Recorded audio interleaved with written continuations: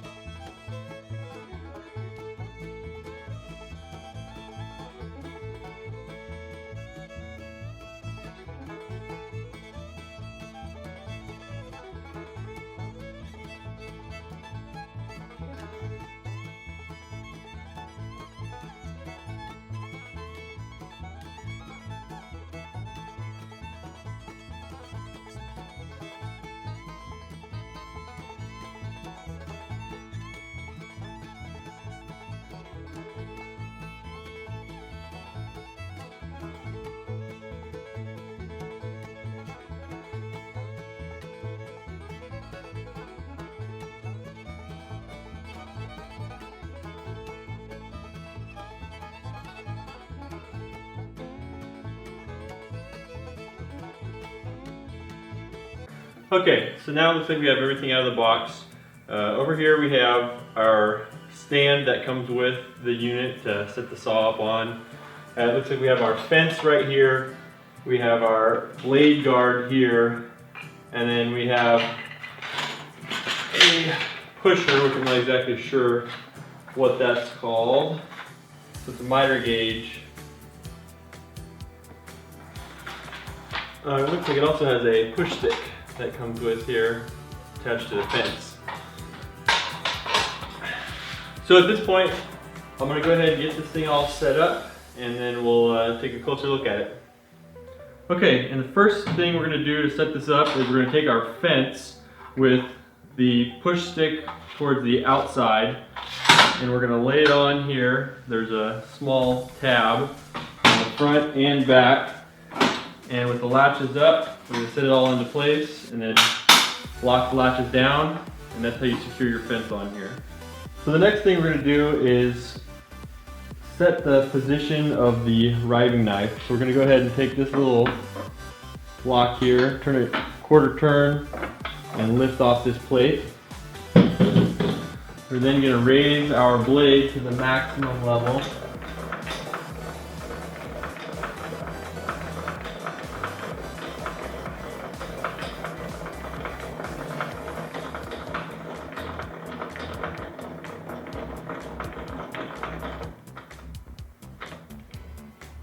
Okay, to adjust the riving knife, we're going to go ahead and loosen it approximately 3 turns. And then you're going to press the screw lever towards this side of the saw, which will unlock the riving knife. And then we're going to set it, there's through cut, which is here, and then there's non-through cut positioning, which is here. So we're going to go ahead and set it to the through cut, and then we're going to go ahead and lock that back in place.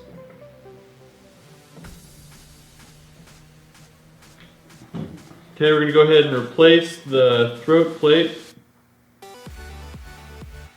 and we're just going to lay it back down here, put it in place, and then twist this a quarter turn to lock it back in place. And then this also has 4 adjustment screws so that you can raise and lower the throat plate to get it nice and level. When properly adjusted, the front of the throat plate should be flush or slightly below the surface of the tabletop and secured in place, and the rear of the throat plate should be flush or slightly above the tabletop.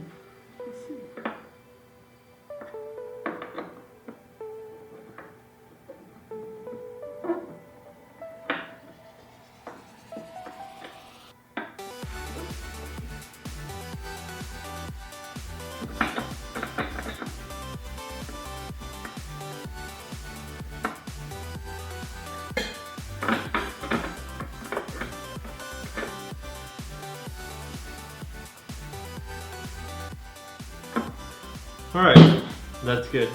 Okay, the next thing we're going to do is go ahead and remove the anti-kickback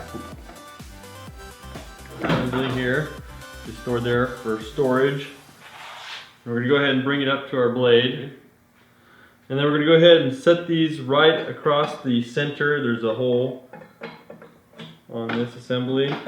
Press the button on this side, and get it into place, and then it should snap back into place, locking it in. Okay, the next thing we're going to go ahead and install is the blade guard assembly. And you're just going to take that, put it along the back here, slide it up a little bit, and then you're going to go ahead and rotate this down flat, and then press this lever down, and it'll lock it into place. Okay, and then our miter gauge here will just simply slide into this slot, and it's ready to go. Okay, the next thing we're going to do is a rip scale adjustment, which gets this lined up. And so the first thing you're going to do is just unlock. You're then going to take your fence and slide it down to lift these two pieces out of the way. And you want it all the way up against your blade. And then you're going to take this as two Phillips head screws. You're just going to loosen them just slightly. And then you're going to adjust this plastic piece here so that it's perfect on your tape measure that's built in here. And this one was very close when I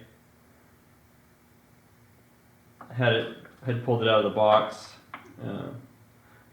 So it's really just a micro adjustment here just to make it perfect. Alright, and that's good. Okay, now we're going to do a quick bevel stop and pointer adjustment. We're just going to loosen this Phillips head screw, and then we're going to go ahead and align this so it's right on 0 when we have it fully parallel.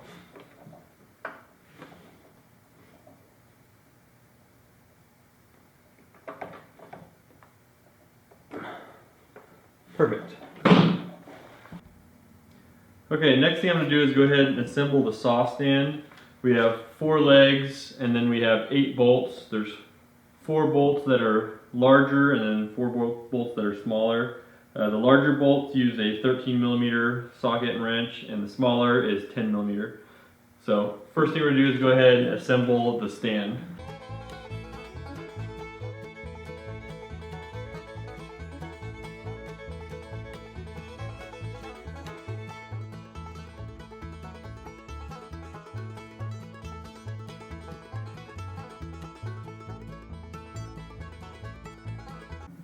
They don't have to be super tight. They are nylon lock washers, so just keep that in mind. There's 2 flat washers, so you'll do 1 flat washer on the inside, and you put your bolt from the inside to the outside. And then another flat washer and your nylon lock nut on the outside.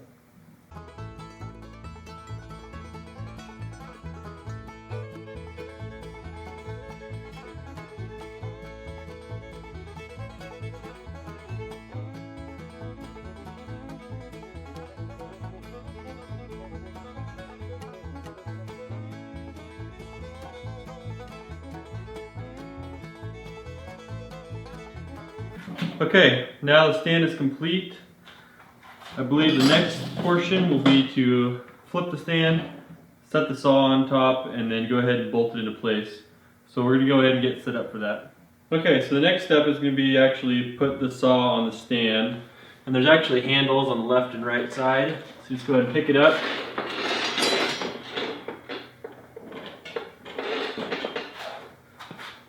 And it should more or less rest right in place.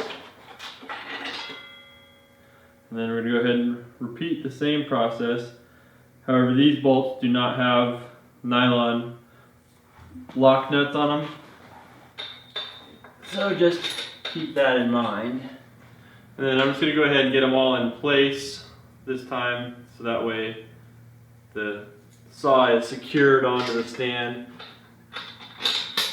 And then I can come back around and tighten them up once I'm no longer have the thread of it falling off the stand.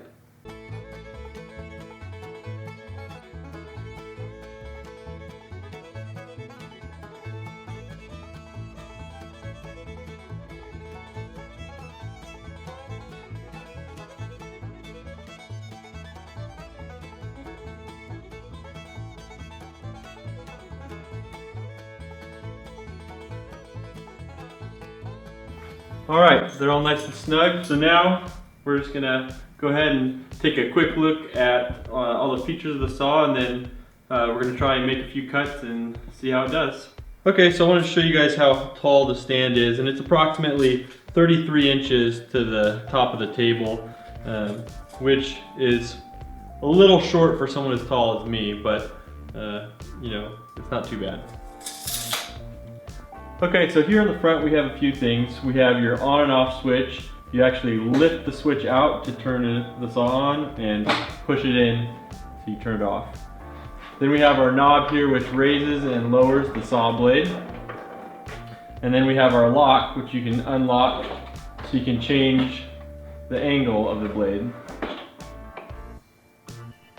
And then we also have our micro adjust for our fence. On the left side of the unit we have our power cable and a built-in little storage rack so you can wind it up and get it out of the way. So on the right side we have storage for our blade guard assembly and our anti-kickback assembly. We have the lock for our fence, and then we also have storage of a couple tools which allow you to change the blade in a few places. Here on the back we have a spot for dust collection, so you can connect a shop vac, or if you actually have a dust collection set up in your garage, keep things a little bit more clean.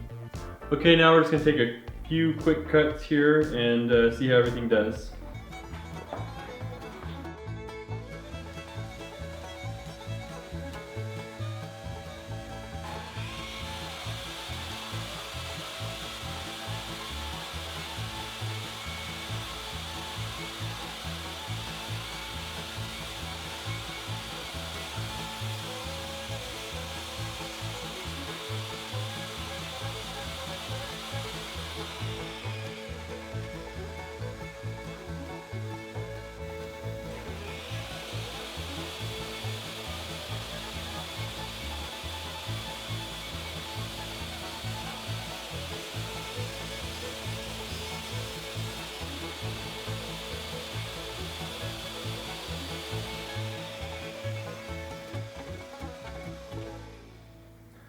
Okay, so we made the first few cuts and it was flawless. I mean, it was very easy, obviously. It seems to work really well. Overall, I'd say this machine's pretty intuitive. It's, you know, they thought about a lot of things on it, and I think they made very good choices. The most complicated thing about it is just reading through their instructions and setting them up. I feel like it could be slightly more clear in their instruction manual. But overall it wasn't a bad experience. It was just harder to portray on camera while reading through it. So I do really like this table saw. The only negative that I've found about it so far is that the stand is so short, and like I said before, someone being so tall, it's not probably the ideal height for a table saw for me. But it does get it up off the ground, which would have been the alternative for if I had just gotten the saw by itself with no stand. The dust collection works pretty dang good. I'm actually fairly impressed. You can maybe see on camera there's a little bit of dust here. It did leak out somewhat, but that was without a perfect fitting vacuum as well. But not much of a mess at all. It's like a 30-second mess to clean up versus dust everywhere, 10 minutes of sweeping your whole garage. So I think that works pretty well also. So overall I'd give it probably a 9 out of 10, just based on the fact that it's not the best height, I don't believe, and that it's not adjustable. You can't adjust it up and down. If you could make a change like that, I think it would warrant a full 10 out of 10 for a job site saw. I think it does really well. So Anyways, I think that about wraps up this video. I enjoyed taking this thing out, and I'm looking forward to using it in some projects, and I'll probably bring project videos to you guys here sooner than later. So at this point in time, I'd just like to say, hey, thanks for watching. Go ahead and subscribe to the channel. You can see what else is coming out. It's, like I said, this is a random channel. You never know if it's gonna be electronics reviews or tool shop reviews or even build videos. So go ahead, subscribe, like the video if you liked it, and I'll see you guys next time. Thanks.